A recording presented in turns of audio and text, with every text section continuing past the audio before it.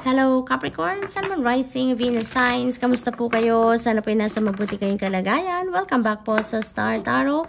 Kung bago kayo rito, welcome na welcome din po kayo. Thank you po sa inyong suporta. I truly appreciate it and God bless you all. Tignan natin ang mga messages ninyo for today.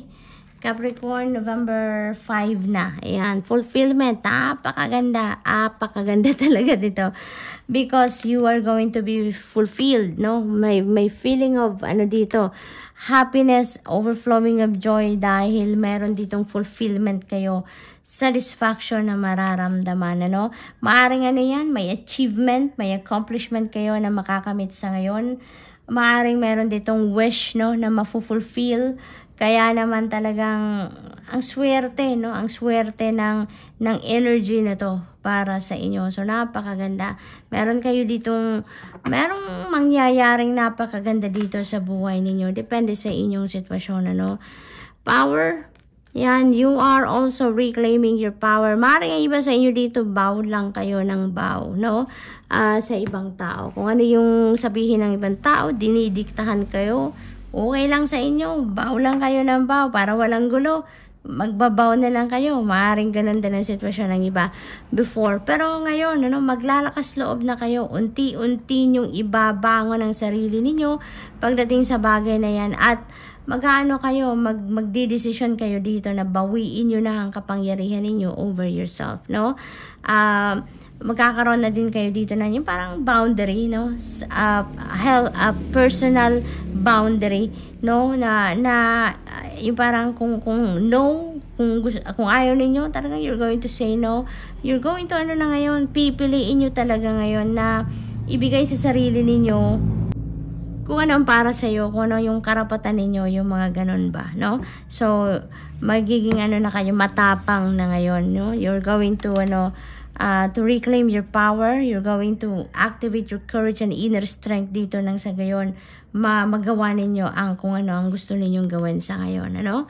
Delight, ayan, have fun, find the humor and find kasiyahan din sa inyong mga ginagawa, no? Hindi naman necessarily na dahil seryoso ang inyong ginagawa ay talagang hindi na kayo, wala nang room para magsayahan kayo or para i-enjoy ninyo kung ano ang inyong ginagawa, no? So, yun ang mensahe para sa inyo na delight card. Stillness, ayan, so may mga bagay dito na kailangan siguro kayong pag-isipan, may mga bagay na kailangan ninyo ditong ma-realize, kaya magagawa nyo lang yan when you put yourself into stillness. Yung tahimik ang isip ninyo, yung walang ginagawa naman ang inyong katawan so that you can focus, you can tune in, no, sa sarili ninyo, sa higher consciousness, sa soul ninyo, yung mga ganon. So this is what you need right now. Reflection mode muna, prayer mode, mag-meditate kayo, nang sa gayon makapag-reconnect kayo sa sarili ninyo.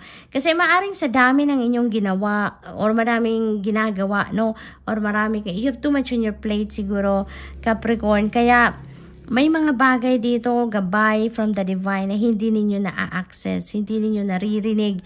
It's because you are too preoccupied, no, with many things. Siguro, kaya iniimbitahan kayo dito na mag-stillness kayo, hingang malalim, no, spend time alone muna, kahit saglit lang nang sa gayon. Alam mo yun, yung mapahinga muna kayo sa kabisihan ninyo. Nang sa gayon, makapag-tune in kayo sa sarili ninyo, makapag-tune in kayo sa inyong higher consciousness. So, what else? We have voyage, yeah. May travel, no? May travel, may napipintong pag-travel dito si Capricorn, kaya good luck at mag-iingat din kayo, no? Maaring travel over water, pero maaari din naman na hindi, no? For some of you, maaari din naman na travel by land yan, maaari din naman na travel by air, maaring ganon. Pero yung travel energy, no? Yun ang nandito sa inyo, nasa horizon ninyo ito, Capricorn. So, good luck at mag-iingat po kayo. That's all I have for you for today. I hope nakatulong ang mga mensaheng ito in some way. Thank you for watching. Love and light. Namaste. Hello Virgo, Sun, Moon, Rising, Venus signs. Kamusta po kayo? Sana may nasa mabuti kayong kalagayan. Welcome back po sa Star Tarot. Kung bago kayo rito, welcome na welcome po kayo. Thank you po sa inyong suporta. I truly appreciate it and God bless you all. Tignan natin ang mga messages ninyo for November 5. Purification. Ayan. So, you need to purify and detoxify yourself, your life in general. Kumbaga, Virgo. So, maaring na kayo, may mga clutter na sa energy field ninyo. Marami din siguro kayong mga kung ano-ano, negative emotions, negative feelings, negative thoughts, siguro and in some parts of your life, maring may mga ganong ganap ang iba sa inyo, kaya pinapanawagan dito sa inyo ng spirit na tanggalin nyo na yan, mag-purify kayo ng inyong sarili, nang sa gayon makapag-make room din kayo sa sarili ninyo para sa mas magaganda, mas positibong pangyayari or bagay, sitwasyon sa buhay ninyo, So, what else? We have gateway. There is new beginning energy dito, Virgo. Meron kayong sisimulan bagong bagay, bagong endeavor. Maring meron din kayong mga bagong ideas na i-implement ngayon sa mga balak ninyong gawin, simulan sa buhay ninyo. So, this is really beautiful kasi parang breath of fresh air ito para sa inyo, Virgo. Kung ano man itong opportunity na to na magbubukas para sa inyo. So, what else? We have delight. Ayan, find delight, in despite ng seriousness ng buhay, find delight. Have fun, Virgo. Find that humor pa rin kahit masyadong seryoso ang inyong pinagdadaanan or masyadong seryoso ang inyong mga ginagawa, try to enjoy what you are doing pa rin. Yung ganon ang advice sa inyo ng card na to. Fulfillment, napakaganda. You know what? Magiging masayang-masaya kayo. You're going to be overflowing with joy dito, Virgo, because there is something na mapufulfill kayo, di ba yung fulfillment, hindi lang happiness, hindi lang simpleng saya ang hatid niyan sa inyo, kundi napakalalim na saya, and that is joy sa puso ninyo na may experience ninyo around this time. So, good luck to that. Napakaganda nito. Maaari din na may mga wish fulfillment kayo dito, may mapufulfill kayo na mga dreams ninyo, mga wish ninyo, pangarap ninyo, mga heart's desires ninyo, maaring magkaroon na ng katuparan, Ang iba dyan, maaari din naman na accomplishment ninyo ito, achievement ninyo ito. Pagdating sa trabaho, karera, negosyo, maaring may ganong ganap dito, And may naririnig din akong plenty, So maybe this is also a time for plenty and bounty para sa inyo. Prosperity and abundance also is in your horizon. Dito, Virgo, yun ang napipick up ko dyan. So napakaganda lang.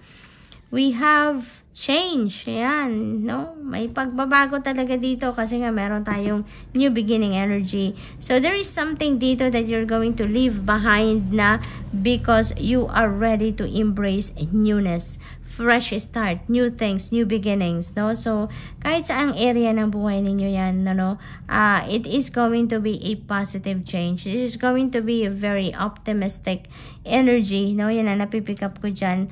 At saka maari din ang fulfillment na to, whatever this is, na magfulfill sa inyo, yun ang magbubukas ng bagong pinto para sa iyo, Isang bagong pinto na maghahatid sa inyo ng kasiyahan, positibong pagbabago sa inyong sitwasyon, magi-improve ang kung ano man ang sitwasyon ninyo dito sa buhay ninyo. So, magiging masaya talaga dito si Virgo. So that's all I have for you for today. I hope nakatulong ang mga mensaheng ito in some way. Thank you for watching. Love and light. Namaste.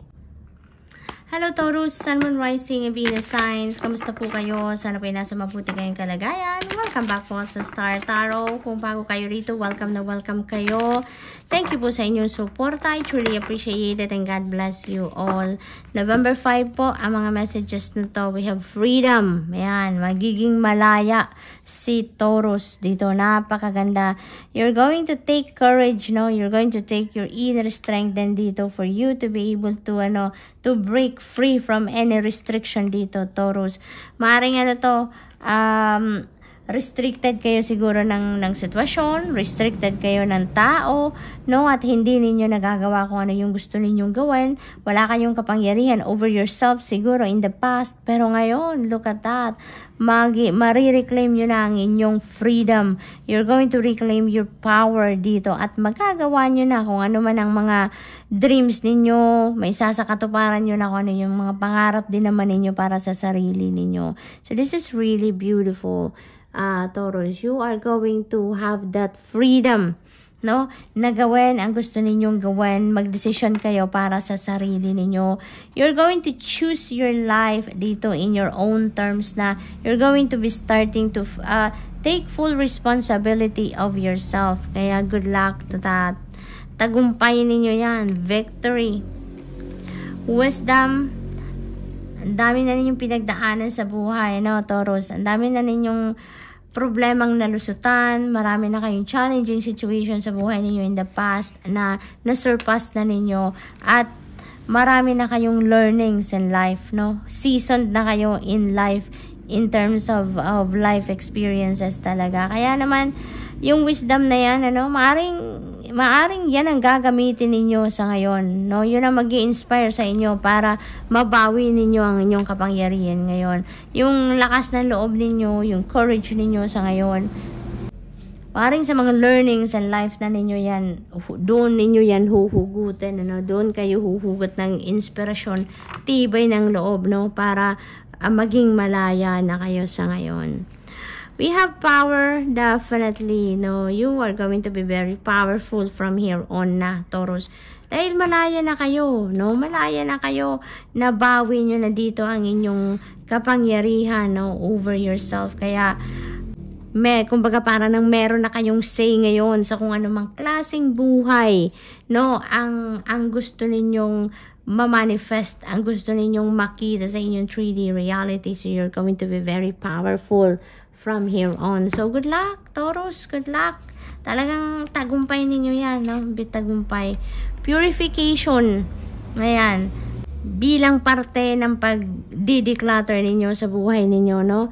Sa sarili ninyo. You're going to purify and detoxify yourself and your life in general sa ngayon. And maybe that includes those situation or people, no, na once in your life na nag-restrict sa inyo, no? Nag-prevent sa inyo para maging kayo, nag-prevent sa inyo para maging malaya kayo, para maging makapangyarihan kayo over yourself, no? So maaari ngayon parte yan, no? Doon sa mga bagay na i-release ninyo, sa mga bagay, sitwasyon, or even tao na tatanggalin ninyo sa buhay ninyo, no? So maaring ganun din ang sitwasyon. Parang bagong buhay kayo dito, Taurus, dahil you're going to take responsibility of yourself na ngayon and your decisions. You're going to be the captain of your own ship na ngayon. Kaya, new beginning ito para sa inyo. Bagong buhay ito, bagong pag-asa, kumbaga. So, it is necessary for you to, as you navigate this change sa buhay ninyo, kailangan din ay bitbitin nyo lang kung ano yung kailangan ninyo. Kung ano yung makakasupport sa inyong highest good, sa inyong soul's growth, no? Yun na lang ang bitbitin ninyo. At kung ano yung hindi naman na nagsiserve ng inyong best interest, ng inyong highest good, hindi nagsusupport ng inyong soul's evolution dito, yun ang kailangan ninyong tanggalin. Kaya merong panawagan sa inyo dito to purify and detoxify your life in general, no? Sa lahat ng parte ng buhay ninyo, pagmuni-munihan ninyo yan. Ano yung bibit-bitin nyo lang dito towards your new life? Ano yung mga basura na lang sa buhay ninyo, tanggalin nyo na yan. Ano, Taurus? Nang sa gayon, makapag-welcome kayo ng mga bagong tao, bagong sitwasyon, bagong experiences sa buhay ninyo that is going to be supportive of your destiny, no? So, what else? Leadership, yan. May leadership role dito, no? Ang iba sa inyo, Taurus. This could be a promotion, no? Magle-level up na ang posisyon ng iba sa inyo dito into a leadership, position, sa trabaho ninyo, Taurus. So, congratulations. So, Taurus, that's all I have for you for today. I hope nakatulong ang mga mensaheng ito in some way. Thank you for watching. Love and light. Namaste.